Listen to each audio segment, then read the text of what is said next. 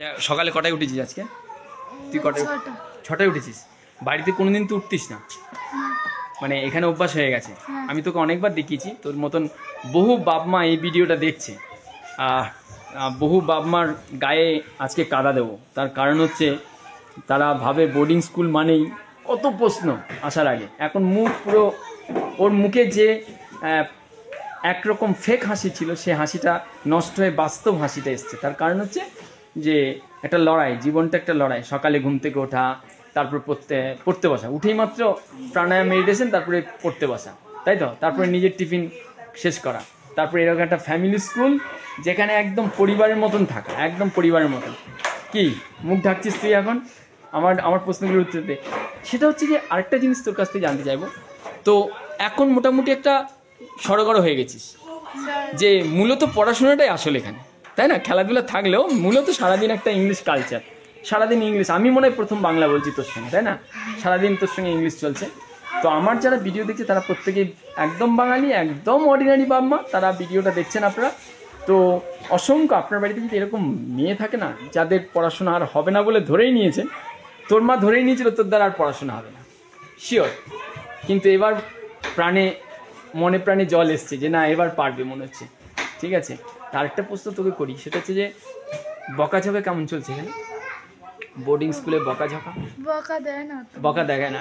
আচ্ছা, আরেকটা হচ্ছে যে পরীক্ষা আসলে কেমন? সামনে তো পরীক্ষা আসছে, একটা ভয় আছে। তারপরে ইংলিশ চর্চা, ফাটাফাটি ইংলিশ ছিলিস বাংলায়, কষ্টকর জায়গা থেকে। তোর তো অসুবিধা নেই, তুই একটা ইংলিশ কালচার থেকে এসেছিস, ঠিক আছে। এখন কেমন লাগছে বোর্ডিং স্কুল? কেমন লাগছে এই তোর এখন বোর্ডিং স্কুল কেমন লাগছে? খুব ভালো লাগছে। যাক, তোর কেমন লাগছে? অনেক ভালো লাগছে, তাই না? আর খুব তো ঘুরতে যাস, সপ্তাহে একবার করে ঘুরতে যাওয়ার রয়েছে প্রতি সপ্তাহে, মন ভালো রাখার জন্য। আর চা বাগানের থাকছিস, আর অসাধারণ চা খাচ্ছিস না? খাচ্ছিস। আমাদের এই blue diamond English medium boarding স্কুলের ভিডিওর সংলাপ শুনছিলেন আপনারা। আপনার বাড়িতে যদি এরকম কন্যা সন্তান থাকে, মানুষ করুন। ওর মায়ের একটা বিশাল চিন্তা ছিল যে এই খরচে পারবে কিনা। আমি বিশ্বাসের সঙ্গে বলেছিলাম আপনি দৃঢ়তার সঙ্গে থাকুন, বাংলা মিডিয়ামে যা খরচ সেই সেম খরচায় থাকবে। তার কারণ এই বাচ্চাটি আগে ফ্রাইড রাইসের জন্য বায়না, চিকেন পকোড়ার জন্য বায়না ছিল, বিভিন্ন রকম হরেক রকমের যে খরচ বাচ্চার পেছনে রয়েছে, খাওয়া দাওয়ার পেছনে, সেসব কিন্তু বন্ধ হয়ে গেছে। কারণ সেগুলো এখানে থাকে, পাতে কি থাকে। তো হ্যাঁ, আজকে তো সকালে ব্রেকফাস্টে ছিল একটুখানি ফ্রাইড রাইস, হালকা ফ্রাইড রাইসের প্রিপারেশন ছিল। প্রায় দিনই চিকেন থাকে, প্রায় দিনই ফিশ থাকছে। তো বা ফিশ থাকছে তো একদম, তাহলে খাওয়া দাওয়া নিয়ে চিন্তা নেই। এটা নিয়ে দুশ্চিন্তা মুক্ত বাপ মারা। তা আপনারা কিন্তু দুশ্চিন্তা মুক্ত হয়ে যাবেন। আর এরকম যদি একটা বড় মেয়ে আপনার থাকে, দেখেছেন ও আরও কত বড়, ওদের থেকেও বড়। ও কিন্তু পড়াশোনা ড্রপ আউট করে দিয়েছিল। ও আজকে প্রথম দিনের প্রথম ব্রেকফাস্টে বসেছে বোর্ডিং স্কুলের। আরও দেখাবো, অনেকগুলো ভিডিও শেয়ার করব। আপনার বাড়িতে যদি কন্যা সন্তান থাকে, এদিক এদিক না তাকিয়ে আবার হবে আপনার কন্যা সন্তানটি দাঁড়াবে, যার প্রতি আপনি আশাহত হয়েছেন। ওর মাও কিন্তু আশাহত হয়েছিল, কনফিডেন্স দিয়েছিলাম উল্টাডাঙ্গা স্টেশনে দাঁড়িয়ে। মনে আছে ক নম্বর প্ল্যাটফর্ম ছিল এটা? 2 নম্বর প্ল্যাটফর্মে দাঁড়িয়ে কনফিডেন্স দিয়েছিলাম ওর মাকে যে আপনি বাংলা মিডিয়ামের খরচে আপনি ইংলিশ মিডিয়ামে পড়াবেন, এটা নিশ্চিত থাকুন।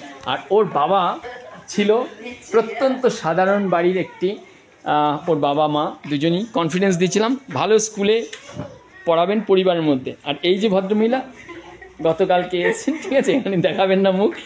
আপনারা যারা এরকম আছেন না, নির্লজ্জের মতন হয়ে আসুন। আমি কথা দিচ্ছি, দৃঢ়তার সঙ্গে আপনার ছেলে মেয়েকে মানুষ করবেন। আগামী প্রজন্মের কাছে এটা একটা বার্তা। সাধারণ বাড়ির পরিবারের মানুষরা যারা আশাহত হয়েছেন ইংলিশ মিডিয়ামে আর পড়াতে পারবেন না, তাদেরকে বলছি নিশ্চিত থাকুন, ইংলিশ মিডিয়ামে পড়াবেন আপনার ছেলে মেয়েকে। যারা আর হবে না বলে মনে করেছেন, এরকম কন্যা সন্তান, বিশেষ করে ওর নামটা যেন কৃষ্ণা পান্ডা, উড়িয়া ল্যাঙ্গুয়েজ, মাদার টাং হচ্ছে উড়িয়া। কিন্তু কথা দিয়েছিলাম কনফিডেন্সের সঙ্গে মারাত্মক জায়গায় সাফল্য এনে দেবে এই ছেলে মেয়েরা।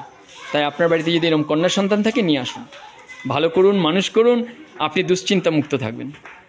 বিশেষ করে এরকম যদি পরিবার থাকে না, এরকম এই যে ভদ্রমহিলাকে দেখছেন, লীলা থাপা, উনি দেখে মনে হবে না যে একটা স্কুলের মালিক। উনি রান্না কখন হাত লাগান, এই বাচ্চাদের নিয়ে বেরোনো। গতকালকে রাম মন্দিরে উদযাপন করতে নিয়ে গেছিলেন এই বাচ্চাদের, তাদের বায়নাবাটি পূরণ করেছেন। আপনারা যারা কন্যা সন্তান আছে আপনাদের, আমি কথা দিচ্ছি এরকম মহিলা পাওয়া খুব দুষ্কর। ওনাকে নিয়ে অনেকগুলো ভিডিও করা দরকার। খুব সাধারণ জীবনযাপন, সিম্পলিসিটি। আর আমি আপনাকে বলি, ওর কানে না দুল ছিল, আমি খোলা করিয়েছি কিছুক্ষণ আগে। কি তাই তো তোকে? ওর কানে নাকে দুল ছিল, আমি সব খোলা করিয়েছি। আমি বলি যে একদম না, সিম্পল লাইফস্টাইল, খুব সাধারণ জীবনযাপন করব, কিন্তু কোয়ালিটি হবে হাই কোয়ালিটি আমি ক্যারি করব, যেটা শেষের দিকে মহাত্মা গান্ধী খুব ক্যারি করতেন। ঠিক আছে, উনি সাউথ আফ্রিকা থেকে ল পাশ করে এসে ব্যারিস্টার থেকে চলে এসে সাধারণ মানের নেংটি পরে জীবনযাপন করতেন, তবেই সারা পৃথিবীময় অন্যরকম একটা জায়গা করে নিয়েছিলেন।